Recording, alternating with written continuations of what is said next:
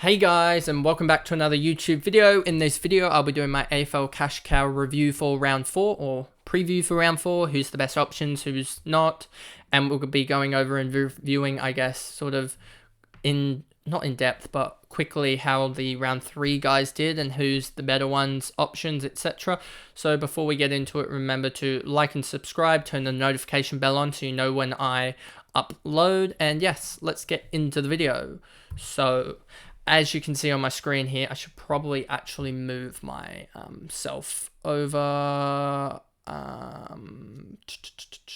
Here's probably the best point here, as you kind of need to see the column over here and the players' names. And where's their pricing? Yeah, that's no, actually we'll move it over here so you can see their pricing. I think that's going to be better, as you don't really need to see points per game, and eco, etc. So yes, there we go. I'm fine with that. So the best rookie of almost all time at this point, he keeps on keeping on with a 109 in round 3, is Harry Sheezel, and he's almost at the point now where if he has another couple of good rounds, he's going to continue to go up. Like if we just look at him, as I can do this, he went up, what is that, another 108k in round 3 to 466. And then we've seen him, if I go back into here, go up to 577. So he's gone up 111k. And then he has break even of 21. So this week he will not go up by 100k unless he goes 125, 130. But yeah, he could easily do that. I mean, who's he playing? Just checking here. He's playing Carlton, and Carlton, they could easily give away that, but they do have a somewhat forward pressure, so he probably won't score huge, but anything for him is going to rocket his price up. And I mean, if he continues to ton up, he's not only going to be one of the best players in the game, he's going to be an actual keeper. Like, he's not only going to be a keeper, he's going to be one of the best players in the game and to have. And we got him for a rookie price. So he's almost at the stage now where he's a keeper, or you want to trade him up to, or you're going to think once his break even levels out and he doesn't start increasing in price as much, that you will trade him out to another guy that's doing the same and try and bank some, I guess, cash or something. And Royan is the best first game, like, rookie, I guess, or you could go Brockman, but Brockman's another 70k, so Van Royen's the best guy to have. And yeah, he's if you don't have problems like I do, that, or you're betting on a rookie that's coming out of VFL for a 200k pricer, and that you just want to, like, a actual smaller player rather than, I have already got who do I have on my bench? I've got Cameron Minty, a small, tall forward, and Philippou, who doesn't score that well. So I kind of needed a midfielder, and that's why I went with Fairhey over Van Royen. But if Fairhey doesn't play for debut for GWS, then Van Royen will be the guy that I go to, and I'll just flip someone else into the midfield, I believe. Probably Philippou onto the bench for the midfield, and Chesser, or it'd be Fairhey out for Van Royen, and then Ned Long onto the bench here, and Ollie Holland, etc. And use Chesser as the loophole, like I will. Wilmot is the best defender rookie by a country mile. There's not much else to say about it. Yeah, he keeps on putting up good scores. I think he'll average 60 odd, and yeah, he just does really well. So yeah, he's a great choice. Cameron Minty was the choice over Pedler, just because Pedler got suspended. So that was I picked a good choice there, as Pedler's cash gem will stop for the round. He still has a -2, but Cameron Minty can easily average 50 as a key forward, as he gets a load of tackles, it seems like. Like, if we look here, Cameron Minty, he's got, well, 1 tackle, 5 in that game, 2 marks. He's got the spread that you want. He just doesn't obviously get the disposals as a key forward. And then Chandler, another great rookie in the forward line. Even at his price at 393, even if he gets a 60 odd, he should increase to 450. And I'm hoping he gets another 2 or 3 games, as that'll be crucial to see him get up to 500k, because then we can combine him with another 400k rookie, say, that we have on the bench, and that'll get us up to the likes of a premium. So yeah, and especially in the midfield, I wanna start beefing that out sometime soon.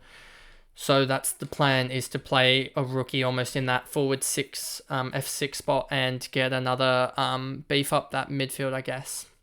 So, and then Pedler, obviously we talked about. Brockman is a little bit too expensive, I feel like, to have a positive break even. I wish he was a 200k rookie, as that's 80 or whatever that he scored would be similar to Van Rooyen, and he'd probably have a -13 or -12 break even, and I would probably jump on him.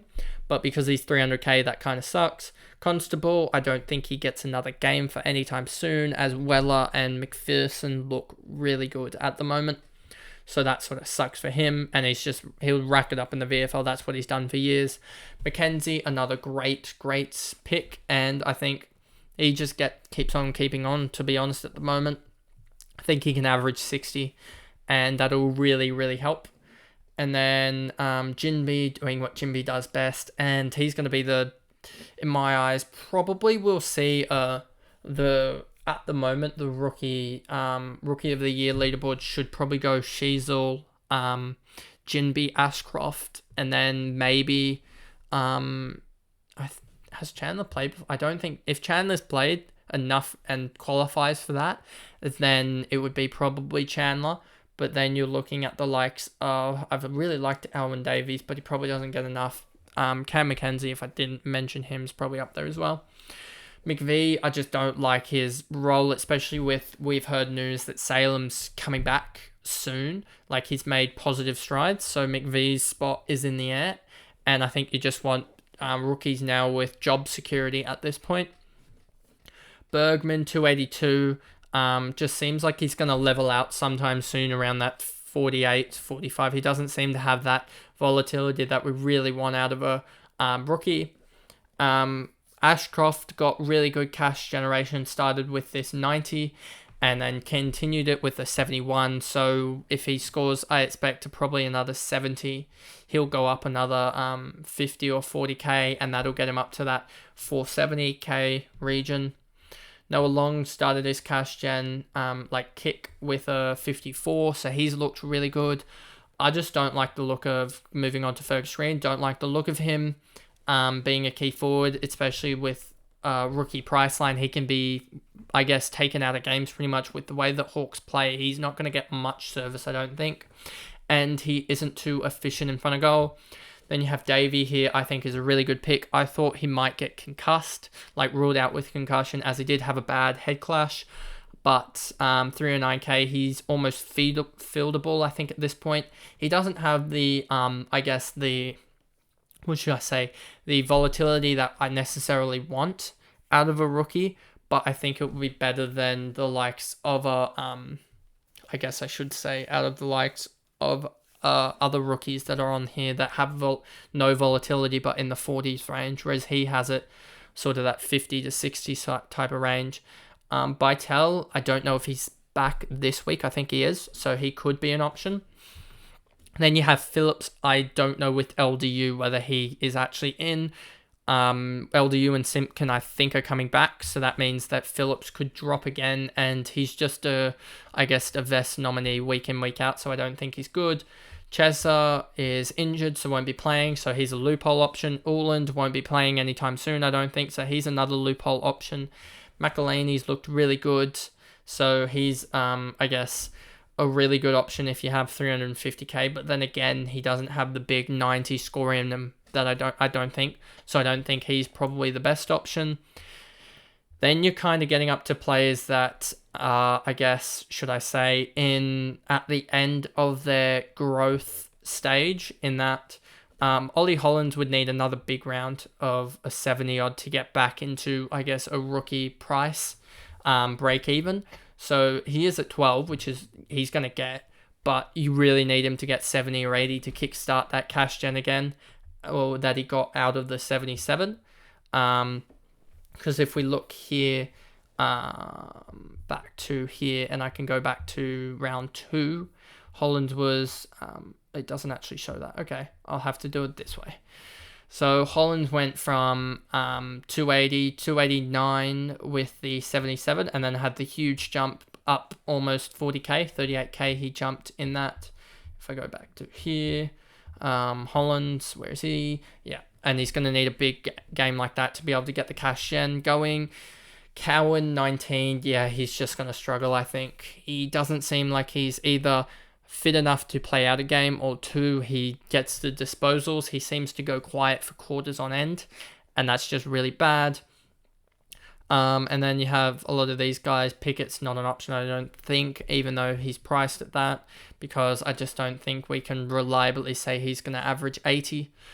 And Samson Ryan, 21, another guy that I have. He's at that price where I really need another big game out of him, and I don't know if he's going to play. So that's a worry. And then anyone else here that really looks, and then I guess you could almost include Will Day in the cash cow region at 24 break even for 671, and that's why I'm getting him. I'm getting him now because with that 24 and Stewart's at, I think, where's Stewart? Stewart is at 106. Even if Stewart has a good game, say a 120 again, that 106 will only get him up 10k, whereas we need to see Day have a game of 40 or less to get the same difference. So I just think it's more reliable that Day goes 80, 90, 100 or somewhere around there and goes up 50k, and I want him in my side, whereas I don't think Stewart goes 180, 190, which will cause the same price rise. So that's the reason behind that, and I think that's pretty much all with those guys. So I will go back to this screen, and that's my cash cows preview for round 4, and I guess review of round 3 and how these guys changed. And yeah, so I'll see you guys in another video. Thanks guys, goodbye.